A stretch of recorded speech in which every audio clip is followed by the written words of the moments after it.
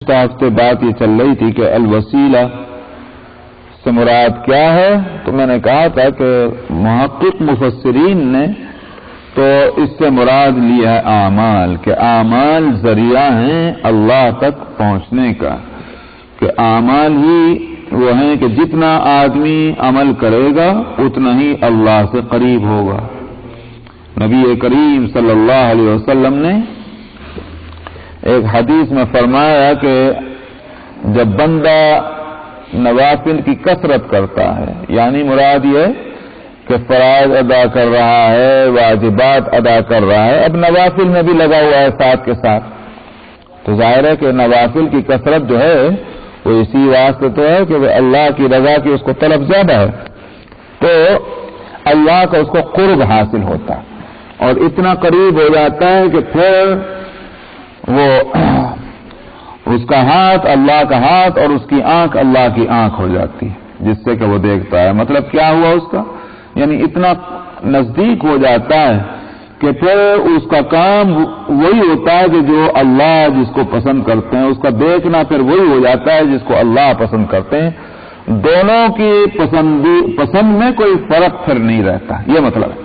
جو اللہ کو پسند وہ بندے کو پسند، اور جو اللہ کو ناپسند وہی بندے کو ناپسند، دونوں کی پسند ایک ہو جاتی۔ تو نوافل کی کثرت سے اللہ اپنے بندے سے اتنا قریب ہو جاتا ہے۔ جیسے دو دوست ایک دوسرے سے ایک لمبی مدت سے دوستی رکھے ہوئے ہوں مخلصانہ، اور دونوں میں کوئی غرض مندی سوائے دوستی کے اور نہ ہو، تو کیا ہوتا ہے کہ ایک دوسرے کے مزاج شناس ہو جاتے ہیں۔ پھر ایک دوست وہ کام نہیں کرتا جس سے کہ دوسرے دوست کو ناراضگی ہو، وہ بلکہ وہی کام کرتا ہے جو اس کو بھی پسند ہے، کہتے میرا دوست کو بھی پسند ہے، مجھے بھی یہ پسند ہے، تو یہ بات ہو جاتی ہے۔ تو معلوم ہوا کہ قرب حاصل کرنے کا، نزدیکی حاصل کرنے کا ذریعہ اور وسیلہ اعمال ہیں، یہاں مراد وہی ہے۔ اور اسی لیے آگے فرمایا کہ وجاہدوا فی سبیلی، اس کے راستے میں جدوجہد اور محنت کرو۔ تو میں اسی پر کہہ رہا تھا کہ اگر الوسیلے سے مراد اعمال نہ لیے جائیں تو پھر جدوجہد کی تاکید کرنے کے پھر کوئی معنی رہتے ہی نہیں، محنت کرنا۔ اور اس لیے میں نے کہا تھا گزشتہ ہفتے کہ یہاں جاہدو کا لفظ ہے جس میں مقابلے کے معنی آتے ہیں، کہ اپنی تمام خواہشات، شیطان کے اپنے ورغلانے اور وسوسوں سے، اور معاشرے اور سوسائٹی کے جو رنگ ہے اس سب سے ہٹ کر اللہ کی مرضی اور منشا کے مطابق زندگی گزارنا، یہ ہے وہ جہاد۔ تو اللہ کے راستے میں ایسی محنت کرنا، تو پھر اگر الوسیلہ سے مراد یہ لی جائے کہ بھئی کسی کا دامن تھام لو اور اللہ تک پہنچ جاؤ اور کچھ محنت کرنے کی ضرورت نہیں، ظاہر ہے کہ یہ شریعت، قرآن اور حدیث جو ہے وہ اس کے خلاف بات ہے۔ ہاں، اس میں کوئی حرج نہیں ہے کہ کسی کو اس اعتبار سے وسیلہ بنایا جائے کہ اس کے ذریعے سے ہماری اصلاح ہو جائے، اس کی تربیت میں رہ کر۔ جیسے ہم علم حاصل کرتے ہیں کسی معلم کے ذریعے سے، انما العلم بالتعلم، علم حاصل ہوتا ہے سیکھنے سے۔ استاد کسی کو بنانا پڑے گا جب علم آئے گا، استاد بنائے بغیر ایسا علم نہیں حاصل ہوتا کہ جس پر اعتماد کیا جا سکے اور بھروسہ کیا جا سکے۔ اسی بات سے کہتے ہیں کہ بھئی یہ تو خود بقلم خود عالم ہے، تو بقلم خود عالم ہونے کا معنی یہ ہے کہ ان کی بات کیا بھروسہ ہے، انہوں نے تو خود اپنے سے مطالعہ کر کے یہ جو بھی کچھ ہوا اسٹڈی کر کے علم حاصل کیا، وہ قابل بھروسہ نہیں جب تک کہ استاد نہ ہو۔ اسی بات سے حضرت علی رضی اللہ عنہ کو بھی فرمانا یہ کہ دیکھو یہ دین جو ہے یہ سند سے ہے، لہذا تم یہ دیکھو کس سے یہ تم دین حاصل کر رہے ہو۔ تو معلوم ہوا کہ کتابیں بھی ہر طرح کی کتابیں نہیں پڑھنی چاہیے، استاد بھی ہر ایک کو نہیں بنانا چاہیے، بلکہ یہ کہ استاد قابل بھروسہ ہو، کتاب بھی قابل بھروسہ ہو، یہ دونوں چیزیں قابل بھروسہ ہونا چاہیے کہ جو صحیح راستے کی طرف رہنمائی کرنے والی ہوں، تب جا کر کے وہ دین صحیح حاصل ہوگا۔ تو جس طرح سے علم بغیر معلم کے حاصل نہیں ہوتا، اسی طرح سے اصلاح اور تربیت بغیر مربی اور بغیر مصلح کے مشکل ہے۔ اس واسطے اس حد تک اگر وسیلہ اختیار کیا جائے کوئی حرج نہیں۔ اسی طرح سے علماء کے نزدیک سوائے ان لوگوں کے کچھ کہ جو بہت ہی زیادہ محتاط ہیں سلفی ہیں، سوائے ان کے باقی اور حضرات کا مسلک یہ ہے اور سمجھنا یہ ہے کہ دعاؤں میں بھی یہ توسل اختیار کرنا، اے اللہ فلاں کی برکت سے فلاں کے وسیلے میں ہمارے اعمال کو قبول فرما لے، ہماری دعاؤں کو قبول فرما لے، اس حد تک بھی کوئی حرج نہیں ہے۔ لیکن یہ کہ کسی کو مختار ماننا کہ صاحب ان کو یہ اختیار اور پاور ہے یا اتھارٹی ہے کہ یہ جو چاہے سو کر سکتے ہیں، جس کو جو چاہے دے سکتے ہیں، جس سے جو چاہے دینے سے روک سکتے ہیں، ایسا اللہ کے علاوہ کسی کے لیے تجویز کرنا یہ کھلا ہوا کفر و شرک ہے، اس کی تو کوئی اجازت ہی نہیں۔ آگے مزید فرماتے ہیں ان الذین کفروا لو ان لهم ما فی الارض جميعا، وہاں تو انسان کا اپنا عقیدہ اور اپنا عمل ہی بچا سکتا ہے۔ فرماتے ہیں جنہوں نے اس سے انکار کیا ہے، اگر ان کے پاس جو کچھ زمین میں ہے وہ سب کا سب اور اس کے جیسا اور بھی ان کے پاس ہو، یعنی پورے زمین بھر مال و دولت ان کے پاس، پورے خزانے زمین کے ان کو دے دیے جائیں اور مزید اور دگنا ان کے پاس ہو، اور وہ بھی سب فدیے میں دینا چاہیں قیامت کے دن کے عذاب سے بچنے کے واسطے، ما تقبل منہم، ان سے یہ بدلہ قبول نہیں کیا جائے گا۔ یہ نہیں ہو سکتا کہ چلو بھائی تم نے چونکہ ایک بہت بڑا بدلہ دے دیا ہے لہٰذا ہم تمہاری جان چھوڑ دیتے ہیں، 5 فٹ کی تو جان ہی ہے، تم نے زمین بھر سونا ہم کو دے دیا، اتنی چاندی دے دی، اتنا پیٹرول دے دیا، جاؤ ہمیں چھوڑ دیا۔ یہ نہیں ہوگا، ما تقبل منہم، قبول نہیں کیا جائے گا۔ وہاں تو صرف عقیدہ اور عمل ہی کی پوچھ ہوگی۔ وَلَهُمْ عَذَابٌ عَلِيمٌ، نہ صرف یہ کہ قبول نہیں ہوگا، دردناک عذاب ملے گا۔ یریدون ان یخرجوا من النار، وہ چاہیں گے جہنم سے نکلنا، وما هم بخارجین منها، اس میں سے نکلنا نہیں ہو سکتا، اس لیے کہ جانا بھی اپنے سے نہیں تو نکلنا بھی اپنے سے نہیں۔ وہ اللہ نے جو حدود وہاں قائم کی ہوں گی جہنم سے، وہ حدود خود روکیں گی، جانے نہیں دیں گی، علاوہ اس کے کہ فرشتے مقرر ہوں گے۔ ہم دنیا میں دیکھتے ہیں، دنیا میں سب کچھ آخرت کو سمجھنے کے لیے موجودہ آنکھ ہونی چاہیے۔ ہم دیکھتے ہیں کہ سمندر جو ہے وہ دنیا میں 3/4 دنیا کا حصہ سمندر سے گھرا ہوا ہے، 1/4 مشکل سے جو ہے وہ خشکی کا ہے حصہ۔ معلوم ہوا چلیے 1/4 نہ ہو، 1/3 مان لیجیے اور 2/3 سمندر مان لیں، تو بھی بہرحال پانی زیادہ ہے دنیا میں، خشکی کم ہے۔ لیکن یہ ہم دیکھتے ہیں کہ صاحب اس خشکی کے اوپر بھی زمین کے اوپر کتنے دریا، کتنے ندی، کتنے نہریں بہ رہی ہیں، سب کہاں جا رہا پانی؟ سمندروں کے اندر۔ نہروں میں ندیوں میں طغیانی آتی ہے، سیلاب آتا ہے، فلڈ آتا ہے، تباہیاں مٹ جاتی ہیں، لیکن عجیب بات ہے کہ یہ سارے دریا ندیاں جا کر سمندر میں پڑتے ہیں، اس کے اندر بھی طوفان آتے ہوں گے مگر 1 انچ زمین کے اوپر آگے نہیں بڑھتے۔ اگر وہ آگے بڑھ جائیں اپنے طوفان کے سائز کے مطابق تو بستیاں کی بستیاں جو ہیں وہ تباہ و برباد ہو جائیں، بلکہ کانٹیننٹ تباہ ہو جائیں۔ کس نے روکا ہوا ان سمندروں کو کہ 1 انچ وہاں سے نہیں ہلتے؟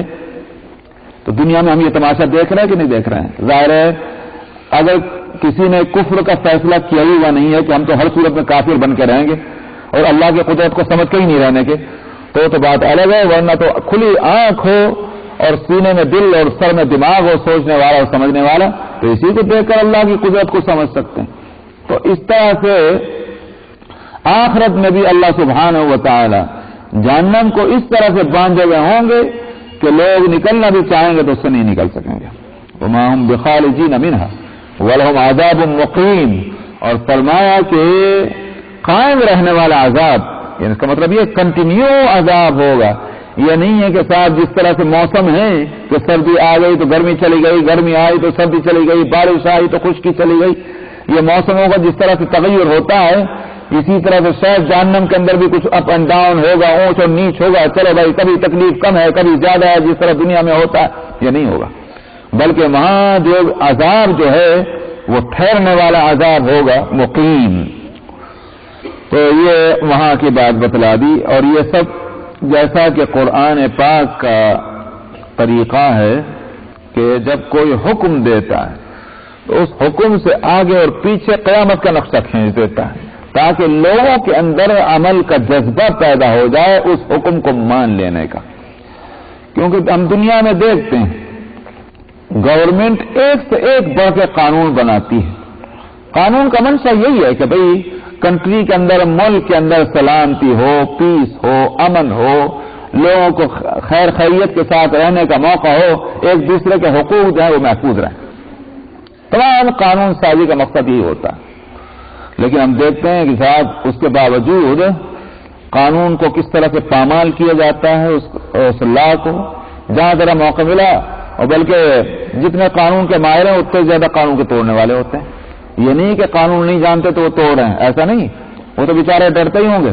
لیکن جتنے قانون کے ماہر ہیں وہی قانون توڑتے ہیں زیادہ، اس لیے کہ وہ لوپ ہول وہی جانتے ہیں کیسے اس سے بچیں.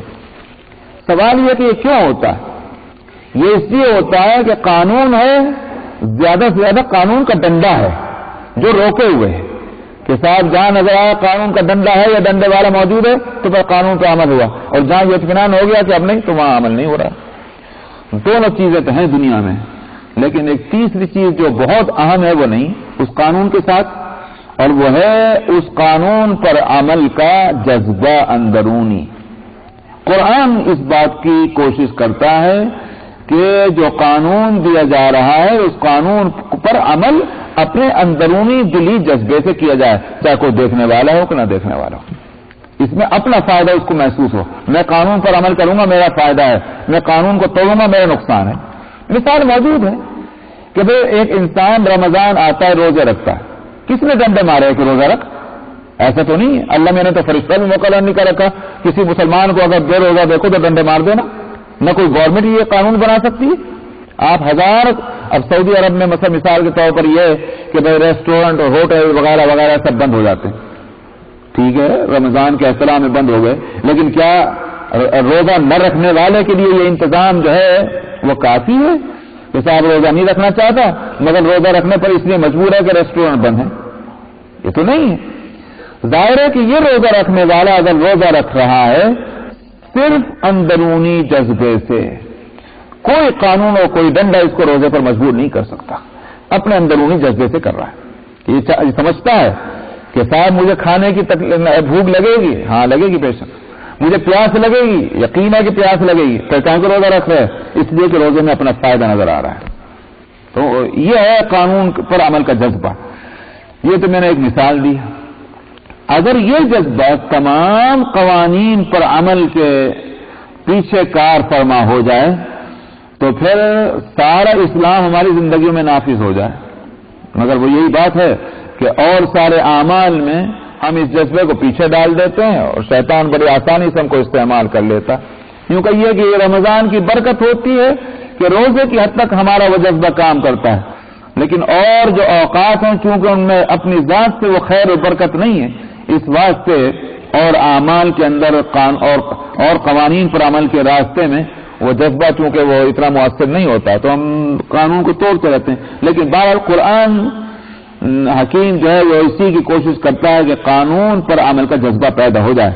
تو اس لیے قیامت کی ہولناکی، وہاں کے سزا اور جزا، وہاں کی نعمتیں اور زحمتیں، ان کا نقشہ اس لیے کھینچتا ہے تاکہ آدمی وہاں کی مصیبتوں سے ڈر کر وہاں کی نعمتوں کے لیے دل میں اپنا رغبت اور جذبہ شوق پیدا کر کے اور اس جذبے کے ساتھ عمل کرے. اس لیے کہ ایمان ہے ہی خوف اور رجا کا نام. تو میں ڈرنا اور امید رکھنا اسی کے نام ہے ایمان. میں اس لیے کہہ رہا ہوں کہ بعض لوگ کہتے ہیں ارے صاحب مولوی لوگ جو ہیں بس ڈراتے رہتے ہیں. ارے بھائی کہیں تو ان میں لوگوں کے اندر آخر ہر وقت ڈرانے سے کیا فائدہ؟ ان میں شوق دلانا چاہیے، ان میں ترغیب پیدا کرنی چاہیے. بھائی یہ تو مولوی کے اپنی طرف سے کہیں گے کوئی بات، جو قرآن کہہ رہا ہے جو حدیث میں ہے وہی تو ہے. تو قرآن پاک میں آپ دیکھتے ہیں جنت کا جہاں ذکر ہے جہنم کا ذکر ہے، جہنم کا جہاں ذکر ہے جنت کا ذکر ہے، جہاں جو عذاب کا ذکر ہے نجات کا ذکر ہے، نجات کا جہاں ذکر آئے گا عذاب کا ذکر آئے گا. قرآن کا طریقہ ہے کیونکہ ایمان ہے ہی رضا اور خوف کے بیچ، یعنی اللہ سبحانہ و تعالی سے امیدیں بھی رکھنا اور اللہ سبحانہ و تعالی سے ڈرنا بھی. یہ دونوں چیزیں ہونا ضروری ہے. اللہ الرحمن بھی ہیں اور اللہ الجبار اور القہار بھی ہیں. دونوں صفتیں، دونوں طرح کی صفتیں، اس لیے ان دونوں صفتوں کے تقاضے پورے کرنے چاہیے. اسی کا نام ایمان ہے. تو یہاں جو ہے جو قیامت کا نقشہ کھینچا کہ وہاں کوئی پوچھ کسی کی نہیں ہوگی کسی چیز کی سوائے عقیدے اور عمل کے.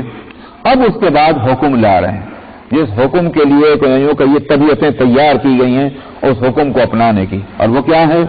والسارق والسارقۃ فاقطعوا ایدیہما, چور مرد ہو کہ چور عورت ہو ان دونوں کے ہاتھ کاٹو.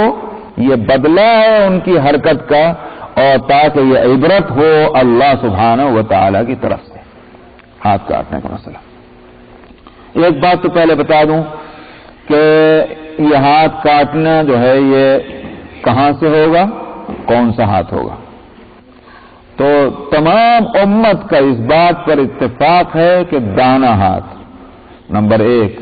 نمبر 2 پونچے کے اوپر سے کاٹنا ہے. ایک تو یہ بات ہوگی.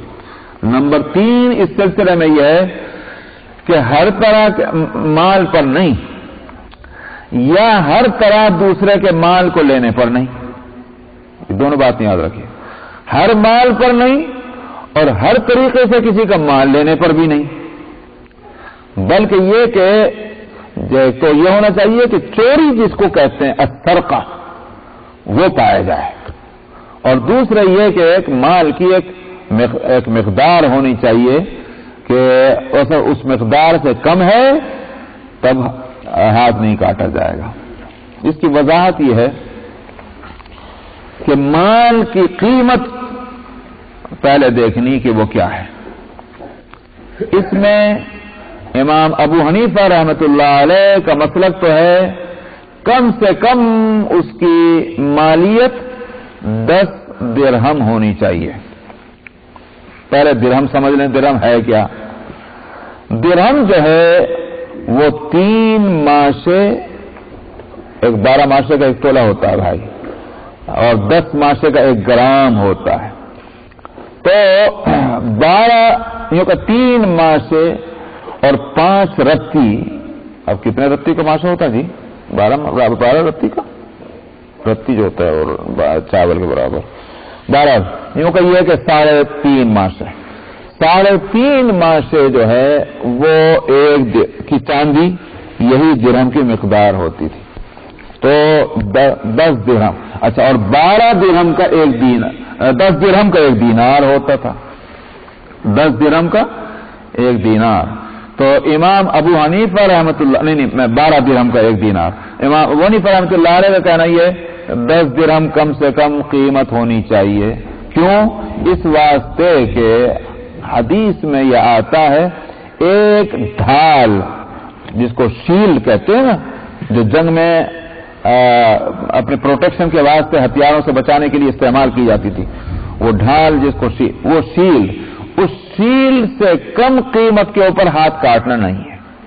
تو معلوم ہوا وہ شیلڈ جو ہے اس کو رکھا گیا ہے منیمم قیمت اتنی ہونی چاہیے کسی چیز کی, اتنی مالیت ہونی چاہیے. اب سوال یہ کہ ایک ڈھال کتنی کی ہوتی ہے؟ ابن عباس رضی اللہ عنہما کی روایت میں ہے کہ 10 درہم, ابن عمر کی روایت میں ہے 3 درہم, اور ابو ذر کی روایت میں ہے 5 درہم. حضرت عائشہ کی بھی رائے, اور تو ان سے 1/4 دینار مروی ہے حضرت عائشہ سے. تو اس لیے کیا ہوا کہ امام احمد, امام شافعی, امام مالک تینوں تو گئے ہیں 1/4 درہم کی طرف, یعنی 1/4 درہم کہہ رہا ہوں 1/4 دینار کی طرف, یعنی 4 12 3 درہم کے برابر, اور امام ابو حنیفہ گئے ہیں 10 درہم کے برابر. تو 10 درہم کم سے کم قیمت ہونی چاہیے, اگر اس سے کم قیمت ہے تو پھر ہاتھ نہیں کاٹا جائے گا. نمبر 1. نمبر 2, حدیثوں سے یہ بات معلوم ہوتی ہے کہ کھانے اور پینے کی جو چیزیں ہیں, توری اور ترکاریاں ہیں, سبزیاں ہیں, کھیت کے اندر کھڑا ہوا جو ہے کھڑی ہوئی کھیتی ہے, ان کی چوری پر بھی ہاتھ نہیں کاٹا جائے گا. یہاں تک کہ غلہ ابھی کھلیان میں نہیں چلا گیا, ابھی جنگل ہی میں پڑا ہوا ہے, غلہ کٹنے کے بعد اس کی چوری کے اوپر بھی ہاتھ نہیں کاٹا جائے گا. تو کھانے پینے کے سامان پہ نہیں کٹتا, پھل فروٹ وغیرہ اس پر نہیں ہاتھ کٹے گا, کیونکہ یہ کھانے کی چیز ہے. ہو سکتا ہے کسی کو بھوک سے بےتاب ہو، پریشان ہو، اس نے کھا لیا، تو اس پہ تھوڑی ہاتھ کاٹا جائے گا۔ اس لیے کھانے پینے کا سامان پکا اور کچا، توری ترکاری، پھل فروٹ، یہاں اور اسی طرح سے پرندے، ان کے بھی چوری پر ہاتھ نہیں کاٹیں گے، نمبر 1۔ نمبر 2 یہ بھی ہے خیانت جو ہے اس میں بھی ہاتھ نہیں کاٹا جائے گا۔ خیانت کا مطلب کیا ہوا؟ مثلا کسی شخص نے میرے حفاظت میں کچھ مال رکھ دیا، اب میں نے بے ایمانی سے اس میں گڑبڑ کر دی، اس پہ بھی ہاتھ نہیں کاٹا جائے گا، کیونکہ اس کو چوری نہیں کہتے۔ چوری کہتے ہیں اس کو کسی کے مال کو اس کی حفاظت کے اندر سے نکال لینا، اس کا نام سرقہ ہے۔ چونکہ خیانت جو ہے وہ کسی دوسرے کی حفاظت کے اندر سے مال نکالنا نہیں ہوتا، بلکہ وہ خود اپنی حفاظت میں وہاں گڑبڑ کر رہا ہے، اس لیے اس پہ بھی ہاتھ نہیں کاٹا جائے گا۔ اسی طرح سے بیت المال جو ہے سرکاری خزانہ، اس کی چوری کے اوپر بھی ہاتھ نہیں کاٹا جائے گا، کیونکہ وہ تو ہے ہی مال پبلک کا، تو اس واسطے اس کی چوری پر بھی ہاتھ نہیں کاٹا جائے گا۔ یہ ساری روایتوں سے فقہا نکال کر لا رہے ہیں۔ تو ایک تو اس بات کو ذہن میں رکھا جائے، یہ نہیں کہ ہاتھ بہت آسان ہے، ہاتھ کاٹ دو ہر ایک آدمی کا، اتنی آزادی ہے اور اتنی چھوٹ ہے، صرف لفظ سرقہ چونکہ قرآن شریف میں آیا، لہذا اس کی جو تعریف ہوگی اسی کی پابندی کرنی پڑے گی، ورنہ ہر مال کے نقصان کے اوپر ہاتھ نہیں کاٹیں گے۔ تیسرا مسئلہ اس تعلق سے یہ ہے کہ صاحب کچھ بھی صحیح، لیکن ہاتھ کاٹنا ہے تو بڑا سخت کام۔ اسی طرح سے پہلے گزشتہ ہفتے جو آیت آ چکی ہے، وہاں ڈاکوؤں اور باغیوں کے لیے ہاتھ اور پاؤں کے کاٹنے کا مسئلہ ہے۔ اسی طرح سے آگے سورہ النور کے اندر آئے گا کہ زنا کرنے والے مرد اور عورت کو کوڑے مارنے کی، یہ حدیث میں آتا ہے کہ اگر شادی شدہ ہیں تو ان کو سنسار کرنے کی جو ہے سزا، یہ تو بڑی سخت سزائیں ہیں۔ تو آخر یہ سزائیں رکھی کیوں گئی؟ کیا واقعی اسلام اتنا سخت مذہب ہے؟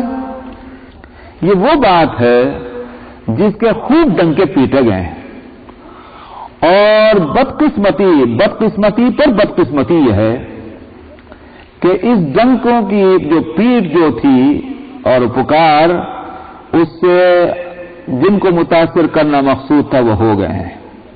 آپ سمجھیں، یہ نقالے پیٹ پیٹ کر جن کے کانوں کو بہرے کرنا تھا، افسوس یہ کہ ان کے کان بہرے ہو گئے، اور وہ یہ ہے کہ آج مسلمانوں ہی کا بہت بڑا طبقہ دنیا کے ہر ملک کے اندر ایسا پیدا ہو چکا ہے جو خود الفاظ اور تعبیرات کچھ بھی ہوں، لیکن دراصل وہ بھی اسی پوائنٹ پر پہنچ چکے ہیں کہ اسلام کی یہ سزائیں اور حدود جو ہیں ان کو نہیں نافذ ہونا چاہیے۔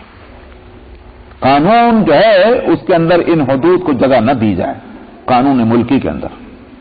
یہ بات مجھ سے زیادہ میرے جیسے وہ آدمی کی جس کی زندگی مسجد اور مدرسے کے اندر گزرتی ہے، اس سے زیادہ آپ حضرات خوب جانتے ہیں، جو ٹی وی کو دیکھتے ہوں گے اور دنیا بھر کے اخبارات کو دیکھتے ہوں گے، جو کچھ دنیا میں چل رہا ہے۔ تو بلکہ حقیقت یہ ہے، اگر آج ہم ایک بات کو سمجھ لیں تو بہت اچھی بات، میں بار بار اس کو کہتا رہتا ہوں کہ اصل میں کبھی بھی جھگڑا مسلمانوں کا اور غیر مسلموں سے کبھی بھی جھگڑا نہ ہوا اور نہ ہوگا اس بات پر کہ تم مسجد کے اندر نماز کیوں پڑھتے ہو یا اپنے گھر کے اندر نماز کیوں پڑھتے ہو، تم روزہ کیوں رکھتے ہو۔ کبھی جھگڑا دنیا میں غیر مسلموں کا اور مسلمانوں کا اس بنیاد پر نہیں ہوا اور نہ ہوگا۔ اگر بالفرض کہیں شکل بھی بنی ہوئی ہو، وہ اصل میں تو وہ جھگڑا اس کا نہیں، اس کے پیچھے کوئی اور چیز ہے جو کام کر رہی ہے، جھگڑا اس پر نہیں ہے۔ اور اس کے لیے میں آپ سے کھلے طور پر یہ کہتا ہوں کہ اگر آپ یہ اعلان کر دیں کسی بھی ملک کے اندر کہ ہم صرف نماز کی حد تک مسلمان ہیں، روزے کی حد تک مسلمان ہیں، اس سے زیادہ ہم کچھ اور نہیں چاہتے، ہماری طرف سے پکا یہ قسمی اعلان سن لو، آپ کی ساری لڑائیاں ختم ہیں دنیا سے۔ نہ ہندو کی آپ سے دشمنی ہے، نہ سکھ کی ہے، نہ کرسچن کی ہے، نہ یہودی سے ہے، نہ کسی اور سے ہے، کوئی لڑائی آپ سے نہیں ہوگی۔ وہ کہیں گے بالکل ٹھیک، آپ کرتے رہیے کام۔ لڑائی کہاں سے شروع ہوتی ہے؟ لڑائی شروع ہوتی ہے کہ بھائی نماز پڑھو کہ نہ پڑھو، اس کی تو کوئی فکر نہیں، ہاں یہ کہ صاحب اسلام کا قانون نافذ کریں گے۔ جب اسلام کا قانون نافذ کرو، سب سے پہلے بخار کہیں کہ آتا ہے حدود نافذ ہو جائیں گی، سب سے پہلی مصیبت اسی پر آتی ہے کہ حدود نافذ ہوں گی کہ صاحب سود کا کاروبار نہیں ہو رہا ہوگا، چوری اور ڈکیتی نہیں ہوگی، اور اسی طرح سے وہاں یہ سخت سزائیں دی جائیں گی. یہ نہیں چاہتے، اس نظام کو نہیں چاہتے. یہ ہے وہ چیز. تو اب دیکھنا یہ ہے کہ بھائی کیوں نہیں چاہتے. اس کی کوئی وجہ بھی تو ہوگی. نہ چاہنے کی کوئی وجہ ہے؟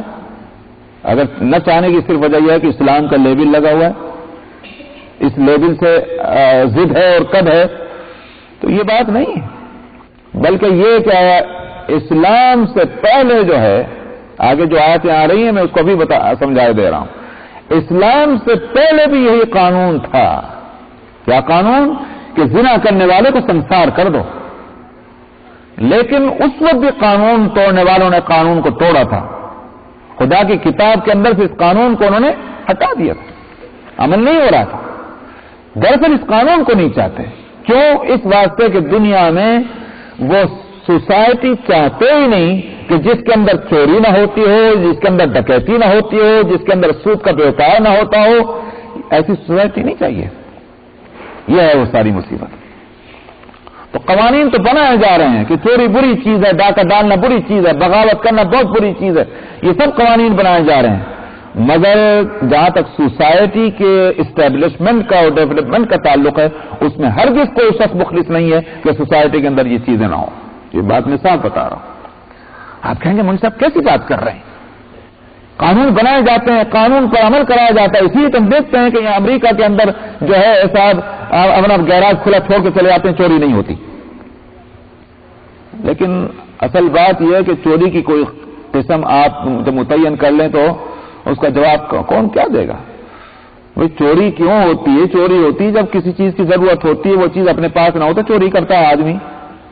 کسی آدمی کے پاس اگر $1,000,000 ہو، کسی دوسرے کا کسی کے جیب میں ایک ڈالر پڑا ہو، وہ چوری کرے گا؟ تو چوری تو کرتا ہی وہی ہے کہ جس کو اپنی پریشانی برداشت نہیں ہے، دوسرے کے حق سے جا کر وہ جو ہے ہاتھ مارتا. ذرا سی پریشانی جہاں کھڑی ہوئی، یہ ہے چوری کا مقصد. تو جن چیزوں کو یہاں کسی کو ضرورت پڑتی ہے، اس کو چوری کرنے میں اس کو کوئی تعامل نہیں ہوتا. آپ رات دن دیکھتے ہیں کہ صاحب ٹیکس چوری ہو رہا ہے. کیا اس سے انکار کیا جا سکتا ہے؟ ٹیکس چوری نہیں ہوتا. اس کو چوری کہیں گے کہ نہیں کہیں گے؟ شریعت کے قانون سے ہٹ جائیے تھوڑی دیر کے واسطے، سرقے کا جو میں نے تعریف کی. لیکن بہرحال ملک کا قانون جو ہے وہاں اس کو چوری کہا جاتا ہے اور یہ چوری ہوتی ہے. تو اس واسطے اس طرح کی چوریاں چونکہ ہونی چاہیے. جو قانون بنانے والے ہیں وہ بھی چاہتے ہیں کہ اگر ہمارا بس چلا تو ہم بھی یہ چوری کر لیں گے. اس واسطے کوئی ایسی سزا نہیں رکھنا چاہتے ملک کے اندر کہ جس کی وجہ سے اس چوری کا دروازہ مستقل طور پر بند ہو جائے. یہ وہ وجہ. زنا کی اس سزا کو نہیں چاہتے جو قرآن نے تجویز کی، اس لیے کہ زنا کا دروازہ کھلا رکھنا چاہتے ہیں. یہ ہے وہ ساری بات.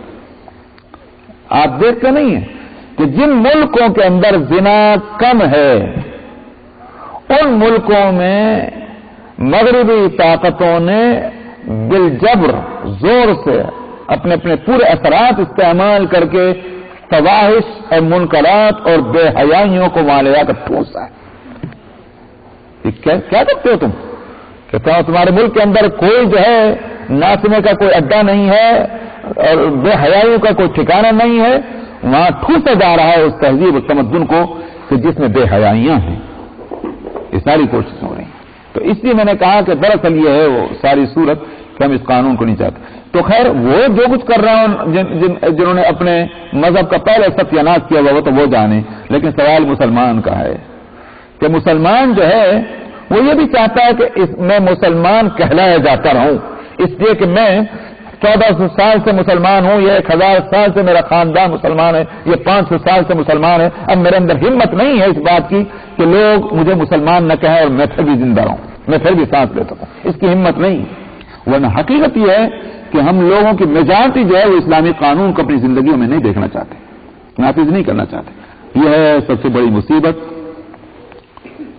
تو واقعات کو ملکوں کے آپ خود دیکھ سکتے ہیں.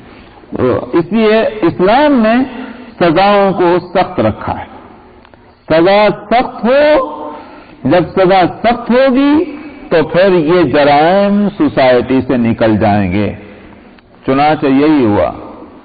جس عرب میں ایسا نہیں کہ وہ بڑے عصمت اور عفت کے پتلے تھے، ایسا نہیں، بلکہ یہ کہ وہاں بھی بے حیائیاں تھیں، وہاں فواحش تھے، منکرات تھے، تو میلوں ٹھیلوں میں کھڑے ہو کر مشاعروں میں شاعر، وہاں کوئی شاعر کوئی الگ سے تھوڑی ہوتے تھے، وہاں تو بچی بچی شاعر تھی، لڑکے بھی شعر کہہ دیا کرتے تھے، کلام پر قدرت تھی۔ تو میلوں ٹھیلوں کے اندر مجلسوں میں باقاعدہ کہیے کہ یہ ایسے ایسے اشعار پڑھے جاتے تھے جس میں یہ ہوتا تھا کہ ہمارے بڑائی تو اس وجہ سے ہے کہ ہم نے فلاں نامور خاندان کی لڑکی کو جو ہے ہم نے وہاں